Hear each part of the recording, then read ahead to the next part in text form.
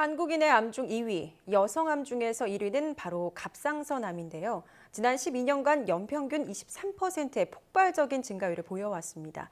이렇다 보니까 갑상선암에 대한 각종 속설과 오해들이 많은 상황인데요. 네, 오늘 과학서재에서는 갑상선암의 모든 것의 저자 중에 한 명인 서울대병원 이비인후과 하정훈 교수와 함께 갑상선암의 증상과 원인, 오해에 대해서 이야기해 보겠습니다. 어서 오십시오. 안녕하세요. 네, 뭐 갑상선이라고도 하고요, 갑상샘이라고 하는데요, 같은 말이죠. 일단. 네, 한자고 한글입니다. 그렇군요.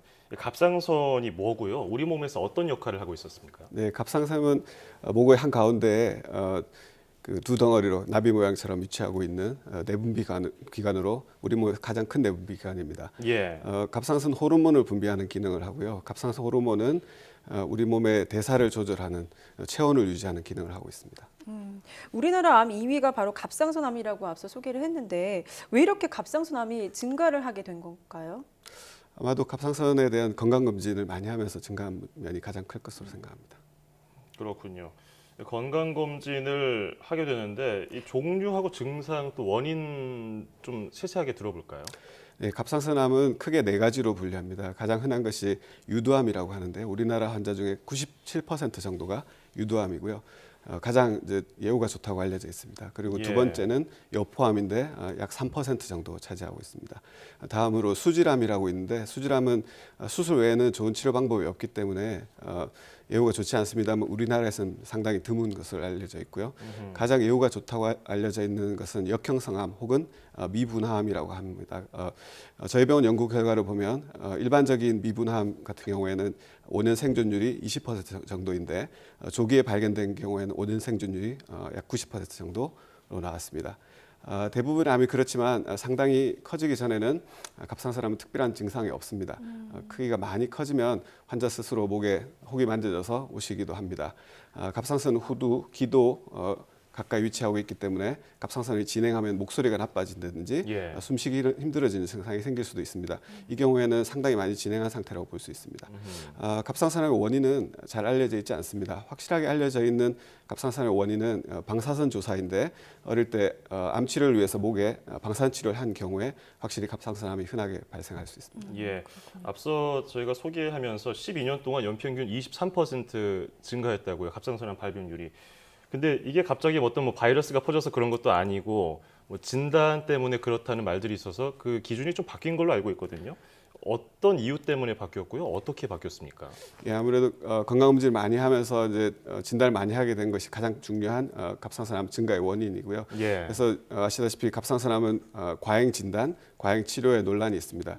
이것은 우리나라에만 있는 현상은 아니고요. 전 세계적으로 퍼져 있는 현상인데 그 갑상선암을 진단하고 치료하는 의사들이 그래서 생각을 조금씩 많이 바꿔가고 있습니다. 예를 들면 미국 갑상선 학회의 가이드라인이라는 것이 있는데 가장 세계적으로 영향력이 큰데 2009년 가이드라인에서는 5mm가 넘는 갑상선의 결절, 혹을 말하는데 혹이 있으면 암인지 아닌지 여부를 검사하고 수술을 고려하는데 암으로 진단되면 갑상선을 전부 다 제거하는 쪽으로 치료를 권했습니다. 그런데 2015년 가이드라인에서는 과잉 진단, 과잉 치료를 피하기 위한 방편으로 그 기준을 5mm에서 10mm로 임의로 올렸습니다. 그래서 치료를 시작하는 기준을 올려서 불필요할 수도 있는 수술을 피해보자 하는 것이죠.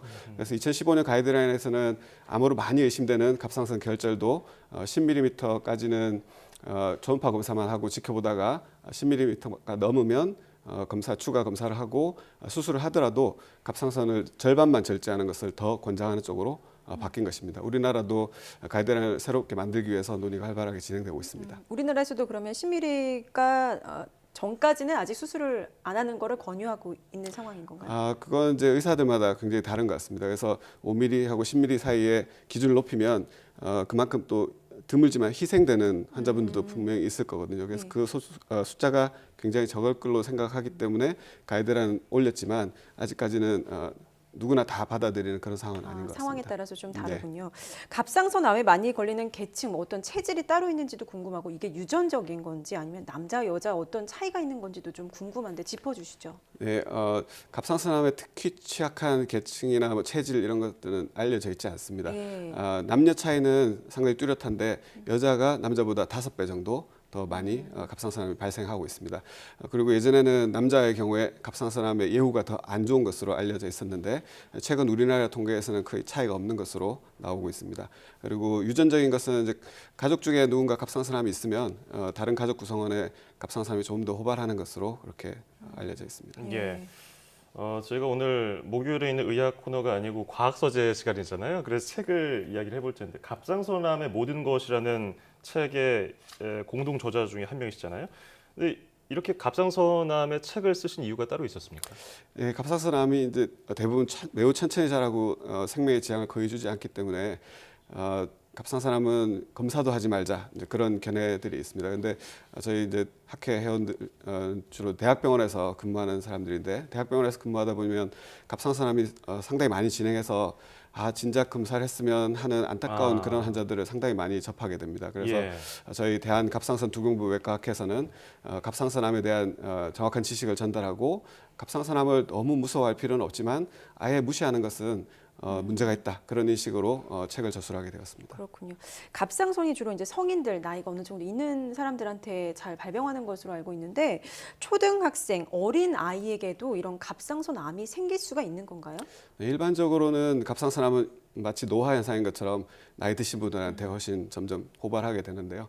어린이에도 생길 수 있습니다. 그래서 제가 수술했던 아이 중에서는 만 4세, 6세 이런 애들도 있었고요.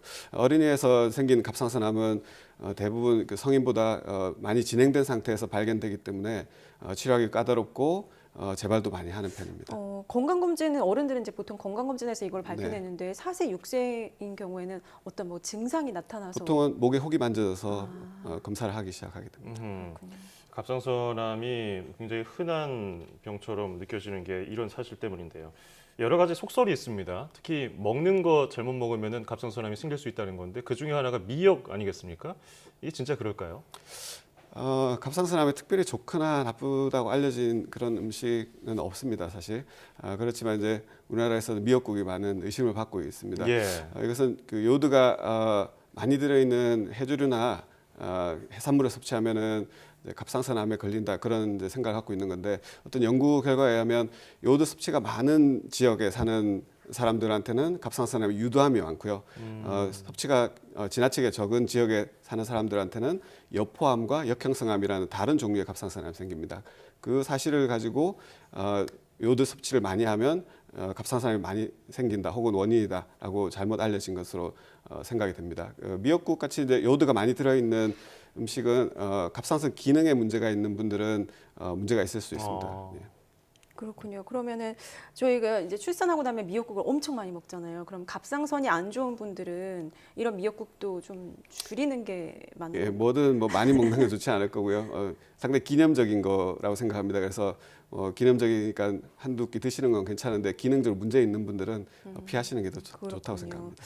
이런 또 속설의 일환으로 생선회, 생채소가 좋지 않다 뭐 이런 얘기도 있는데요. 뭐 사실인지 궁금한데 어떻습니까? 예, 그게 갑상선암 수술하고 나서 회복기에 있는 분들이 그때가 암 치료 기간이라고 생각하시면서 그런 질문하시는 경우가 있습니다. 일반적으로 갑상선암이 아닌 암 치료 때는 항암 치료나 방사선 치료를 하는 기간이 있습니다. 그 기간 동안 몸의 이제 면역 상태가 많이 나빠질 수 있어서 채소나 생선회를 드시지 않도록 권하고 있습니다. 그래서 그런 오해가 생길 수 있는데 갑상선암 수술은 그런 상황하고 전혀 관계없기 때문에 골고루 잘 드시는 게 수술 후 회복에 훨씬 더 도움이 됩니다. 예. 아까 갑상선암은 증상이 특별히 없기 때문에 만져보고 뭐가 만져지면은 이게 병원에 가봐라 말씀하셨는데요. 정확히 어디 부분인지 좀 알아볼까요?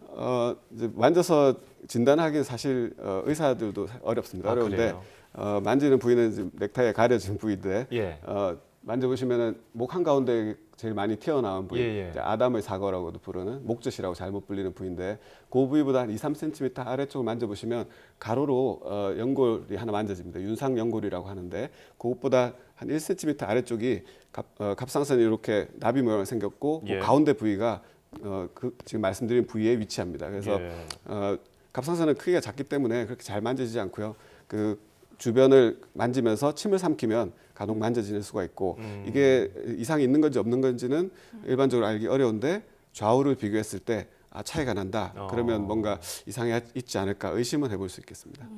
그렇군요. 이 갑상선암 예방을 위해서 또 갑상선 수술 후에 이제 건강을 더 지키기 위해서 권장하는 생활 습관이 있다면 어떤 것들이 있는지 좀 얘기해 주시죠. 예, 그런 이제 질문들이 이제 갑상선암을 치료하는 의사로서 환자들이 항상 여쭤보시는데 네, 예. 가장 어려운 질문입니다. 사실 확실하게 밝혀진 좋은 생활 습관이라든가 음식이라든가 이런 게 밝혀져 있지 않습니다. 그래서 저는 항상 갑상선 수술하신 분들한테 이 갑상선 수술한 거 그리고 재발할 거에 대해서 너무 염려하지 마시고 그 갑상선암으로 잘못될 확률은 매우 낮기 때문에 이번 기회에 평소에 소홀했던 건강에 대해서 관심을 가지시라 그렇게 말씀드립니다. 그래서 이 책에서도 매년 국립암센터에서 발표하고 있는 암을 예방하는 10가지 국민 암 예방 수칙을 소개하고 있습니다. 금연, 금주, 운동, 균형 있는 식사 그런 내용들입니다. 예. 너무 걱정할 필요도 없고 이런 오해에 휩싸여가지고 걱정할 필요는 없겠고요. 그렇다고 너무 간과해서도 안 될 것 같고 그 건강 관리 잘하면서 건강 검진 잘 받으면 될 것 같습니다. 자, 지금까지 갑상선암의 저자, 갑상선암의 모든 것의 저자 서울대병원 하정원 교수와 함께했습니다. 오늘 고맙습니다. 고맙습니다.